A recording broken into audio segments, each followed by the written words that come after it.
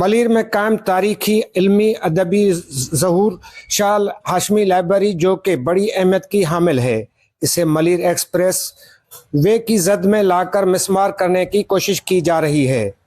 اس حوالے سے سید ظہور شاہ ہاشمی ریفرنس لائبریری میں ایک تقریب منعقد کی گئی جس میں علمی ادبی شخصیات نے بڑی تعداد میں شرکت کی۔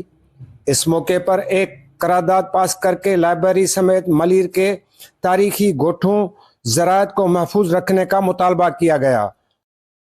دیکھیں، یہ بہت ہی ایک اہم بات ہے کہ ہم دنیا ترقی کر رہا ہے اور دنیا ترقی کرنا چاہ رہا ہے، وہ تعلیم کے حوالے سے۔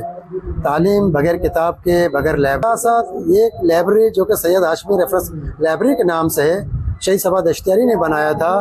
2003 میں اس کی بنیاد رکھی گئی تھی اور 2006 سے فنکشن ہے، اور یہاں پہ ایوری ڈے یعنی 30 سے لے کر 40 بچوں کی تعداد، اسٹوڈنٹ کی تعداد آ کے پڑھتے ہیں۔ یہ ریفرنس لائبریری ہے۔ یہ جو لائبریری ہے یہ ریفرنس لائبریری ہے۔ یہاں پہ آپ اس طرح کی کتابیں ملیں گے جہاں پہ آپ کہیں بھی نہیں مل سکتے۔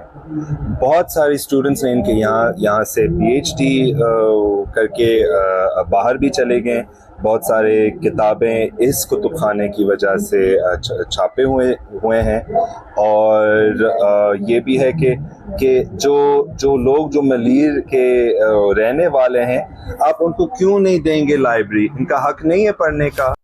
ہور ہے لائبریری، یہ ہمارا لائبریری ہے کہ یہ 2000 سایہ سید ظہور شاہ ہاشمی نام سر جو وہ ریفرنس لائبریری ہے، یہ مسمار کرنے کی بلڈوز کرنے کے پلان ہے۔ پرچی کے ہمارا جا گیا ہے جو ملیر ایکسپریس وے بنے گئے، ہمیں جا گئے کہ من تو استاد گئے کب جن گئے یہ لائبریری مرچی باندھا گورنمنٹ کی طرف سے مسمار کرنے معمار ہو گئے۔